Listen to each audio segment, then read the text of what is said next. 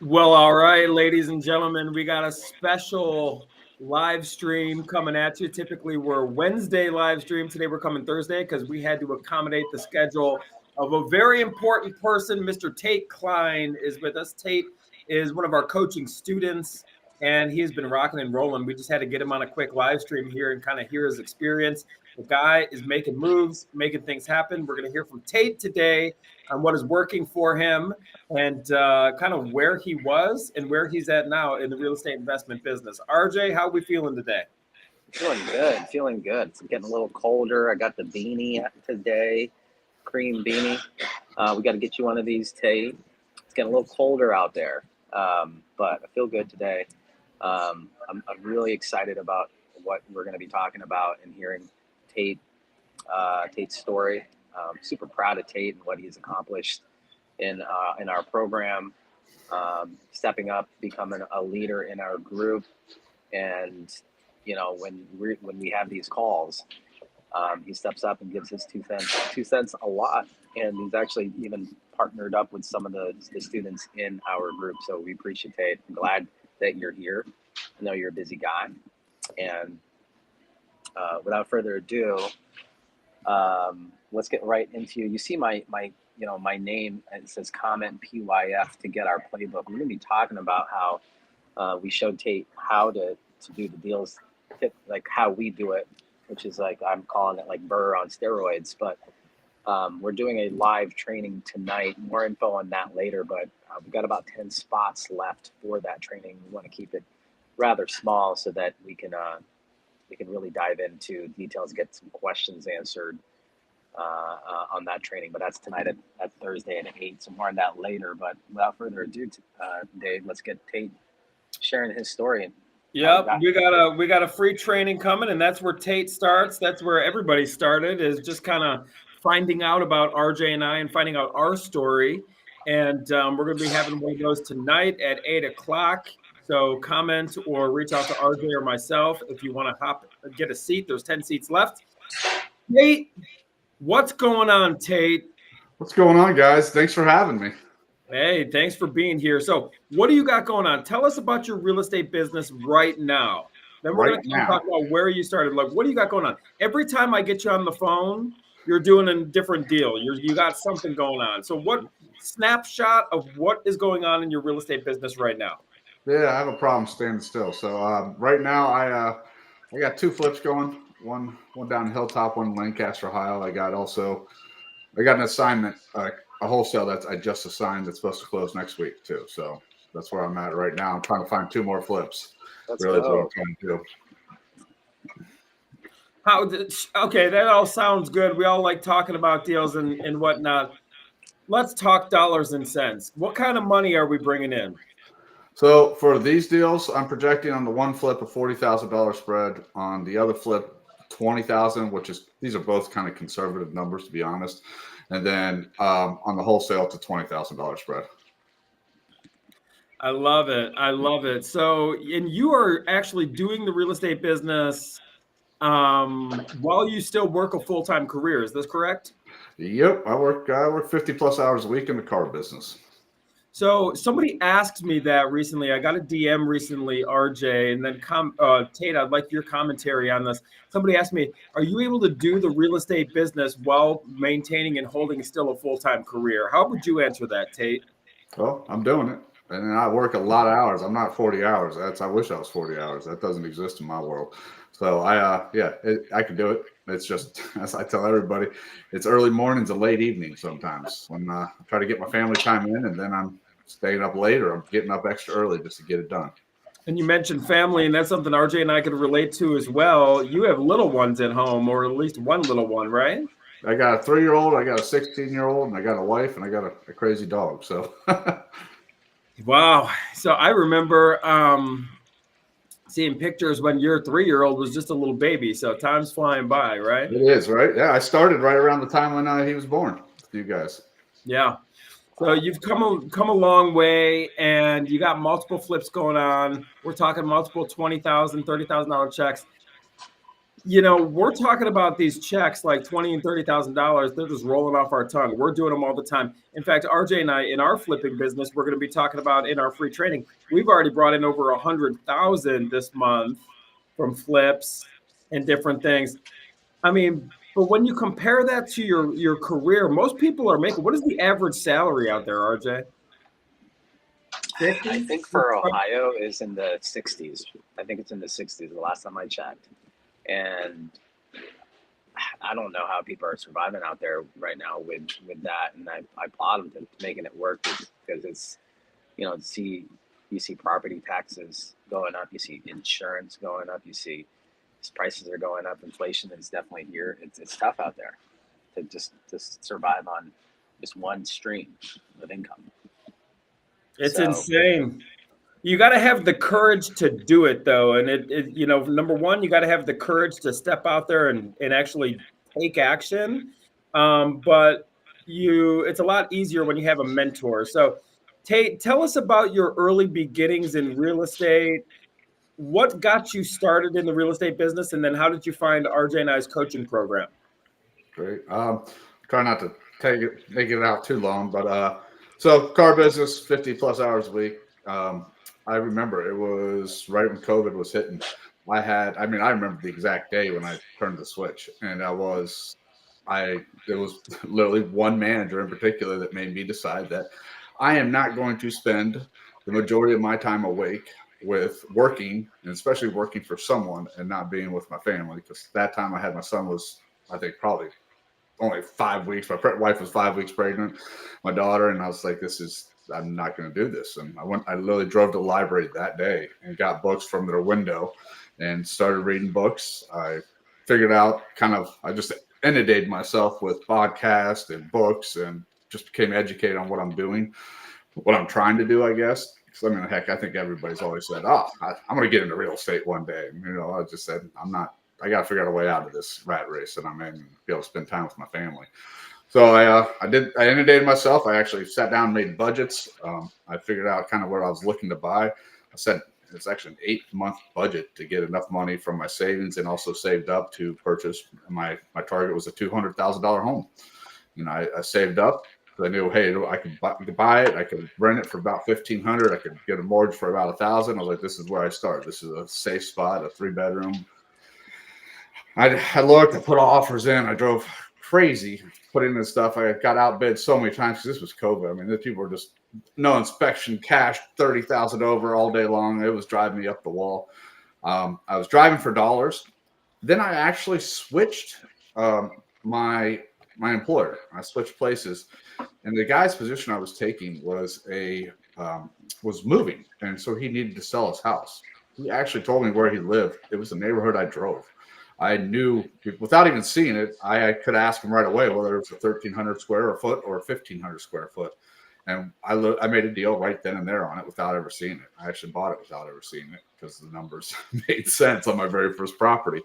But it was driving for dollars, knowing the area. I bought the property, and that has been my best property by far for the longest time. I absolutely love that place.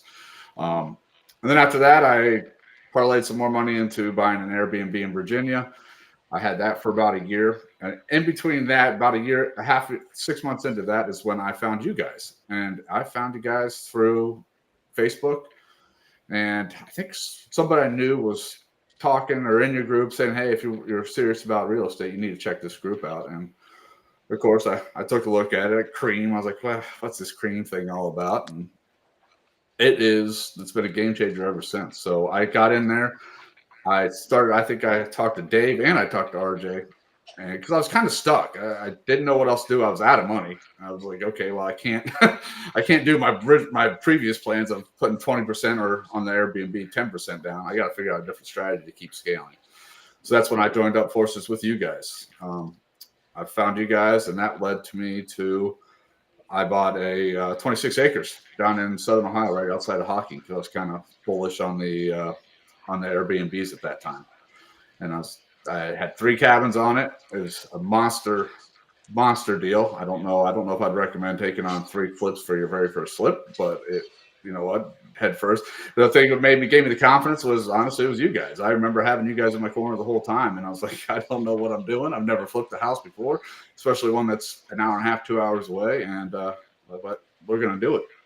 I remember sending it to Dave and going, all right, we were at one of our calls going over the deals, and you looked at it, you go, I laid out all the numbers. You go, I don't. What's the question, Tate? I mean, what the number? I think I showed you like a 6-figure return on it, and you're like, I remember that, and I'm like, no-brainer. you were making thousands per month. Yeah. You know, that's a good point. Like when we see a good deal, we're going to help our students with a good deal. We're going to tell you it's a good deal. More so, you know what a good coach does? It tells you what deals not to do. That's a big one too. Like that's important. But no, that was a good one. You bought that. How did you finance that 3-piece? I used all borrowed money. So I used the HELOC as my down payment. I also bought it as a vacation property, so it was only 10% down.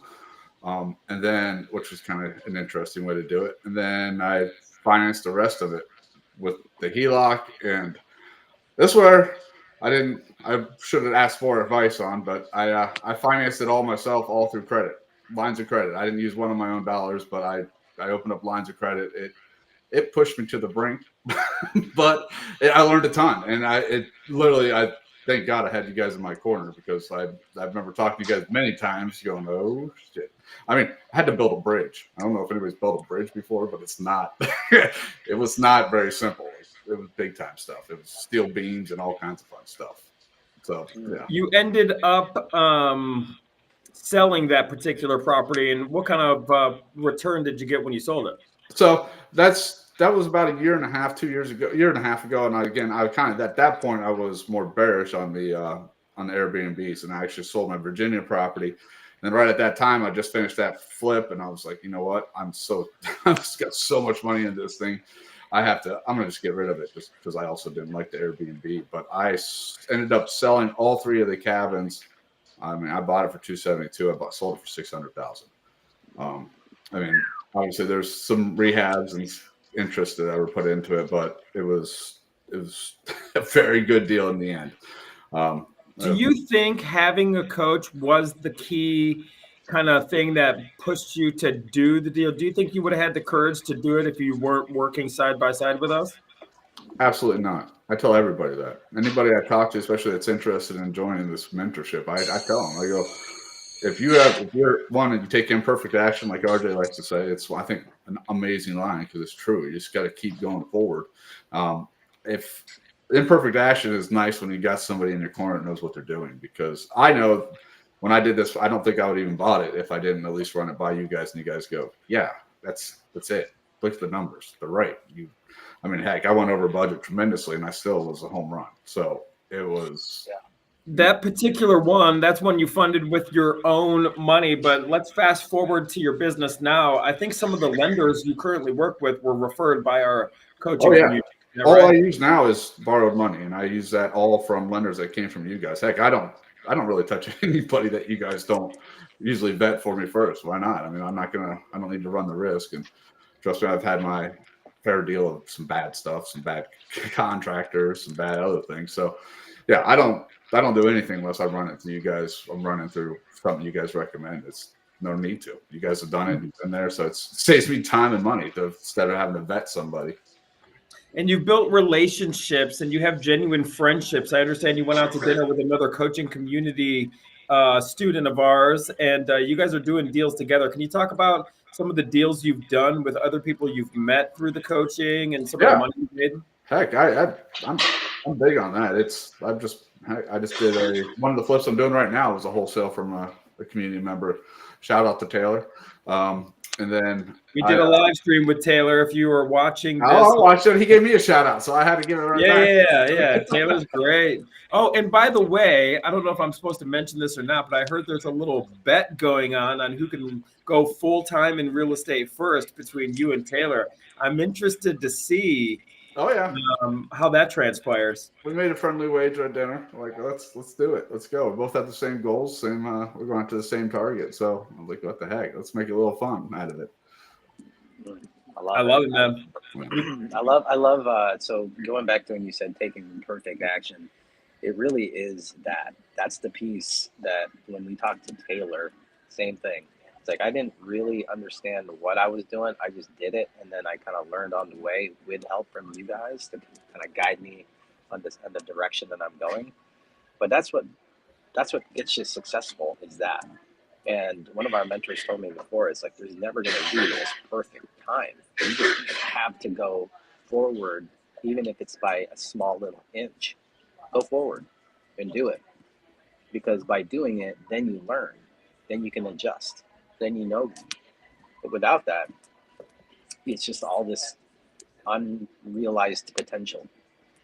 And when we go through and look at all the students' successes, that's the major key thing. It's just taking what we're telling you to do. We are going to hold you accountable, but you still got to do it, even if it doesn't feel right. If it doesn't feel right, you got to even do it more. You know, it's uncomfortable. It's always going to be uncomfortable. You definitely have to be okay with that, with the uncomfortable. So that's a big part of it for sure. And that's why I've always hung on to that saying. I have kind of my own of a twist of that. It's because I always plan. I usually, when I'm driving, I'm listening to podcasts, I plan everything I do. I'm like, it's kind of a big plan, not so much details. And it's always my motto. It's kind of corny, but it's one foot in front of the other onto the next step. Just keep moving forward. I can't, if it's scary, it's whatever. I got to keep moving forward. Because I got to get it done. It'll work out. So that's always, my wife hates that idea that I had. I'm like, yeah, just keep doing it. It'll work out. I'll figure it out. So what would you say as we kind of wrap this up? And I appreciate you jumping on, but I know you are a busy man and we're rocking and rolling in our own real estate business. What would you say to somebody who's working a full-time job? Because a lot of the people that contact us, they are working full-time right now. They don't know, can I do the real estate thing while having a full-time job? And do I even need a coach or should I do it by myself? I mean, what would you say to somebody who is in your shoes prior to joining our coaching?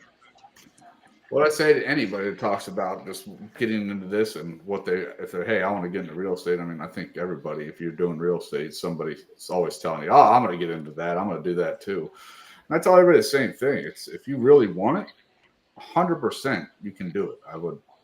There's no ifs, ands, or buts. It's there. I don't care how long the hours you're working, what you're doing, your family. I mean, I don't have any time anymore, but I'm fine with it. I spend my time with my family. I got that set aside, and I got my 50-hour-a-week job, and I got my real estate. And I get at it. And if you're willing to put the effort in, it's there. But you don't want to go the wrong direction with all that effort, especially if your time's very limited. It's no-brainer that if you're going to do this, get with somebody that knows what they're doing, because it's really, I think the biggest holdup everybody runs into is analysis paralysis. So looking at deals too much, not knowing, and there's two things I like to tell people when it comes to the coaching that I get from you guys, the mentorship. It's the accountability and basically having a backboard to go over my deals and tell me whether it's good or bad, or just, hey, maybe look at a different angle that I didn't think of. So the accountability, getting on a meeting once a week and 2-3 times a week, and you guys going, Tate, where you at on this one project we talked about last week? Tate, you said you're doing this. Where you at on your marketing for that? Where's your PPC at? If you say you're going to do something, you guys are very, very good at making sure that I'm doing it, that we're talking about. We're going to make sure. And if there's a problem with it, you guys usually have the answer, or somebody that does have the answer. So that's the big key. It's the accountability and having the soundboard of you guys that are professionals, knowing what, hey, yeah, that sounds like a good one, or just a different way to look at something. Because that's kind of the big issue. And by the way, we have Taylor in the comments saying, saying what's up, showing some love your way. I already gave him a shout out. Is he late? No, he's throwing you some emojis, so it's all good. It's all positive.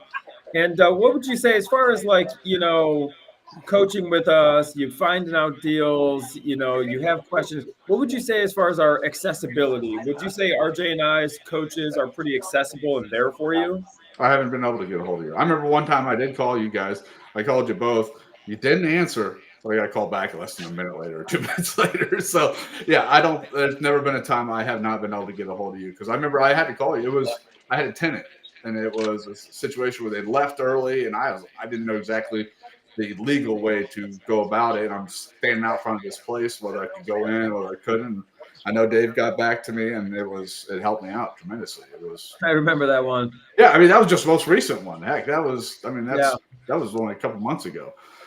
So even now, I feel like I feel like I know a lot, but really I don't. There's still I'm running it. I get on the call still because I still don't know stuff. I still get questions. RJ and I have completed over 1,000 real estate transactions as far as buys and sells and fixes and rents and wholesales and novation. I mean, the whole deal, right? So there's very little we haven't seen, but there's still things we're learning too. And this is why it's good to have a community, especially when you're kind of just starting out. There's very little that RJ and I haven't seen. Well, you guys were the ones that gave me. I said I didn't get to finish the whole story about the cabins down there and what I did in the end after I sold it, because you guys kind of led me on that path. You actually gave me the referral for the 1031 exchange. So I used the tax strategy to transfer the capital into another investment without having to pay capital gains tax. I found some very, very creative financing that gave me an opportunity. I bought 3 houses, a duplex, and a triplex that were all renovated, all cash flowing. And I did it with right around 6% down. That's amazing. Yes, ring the bell. That's a home run. That's that $1.8 million portfolio. So yeah, that was a game changer. So in the end, I bought that whole thing without any of my own money, because I did it from the flip, which wasn't my money, and then I parlayed it into that portfolio. And that all kind of happened in a span of like 8 to 12 months, right? It was like, yeah, it was right around a year. I flipped, and then because once you sell it, you obviously on that 1031, you got a time frame, you got to get it in. But yeah, so it all moving quick, growing fast. a lot of headaches. That was like 2 big transactions, really, if you break down to it. The sale of the cabins and parlayed it into a $1.8 million deal, right? It can happen just like that, quick. That's amazing. You just increased your net worth by, almost a couple $1 million. It's amazing. It was huge. It was, and I honestly, again, you're jumping in some very, very deep waters there. Never done anything close to this before. Working a full-time job.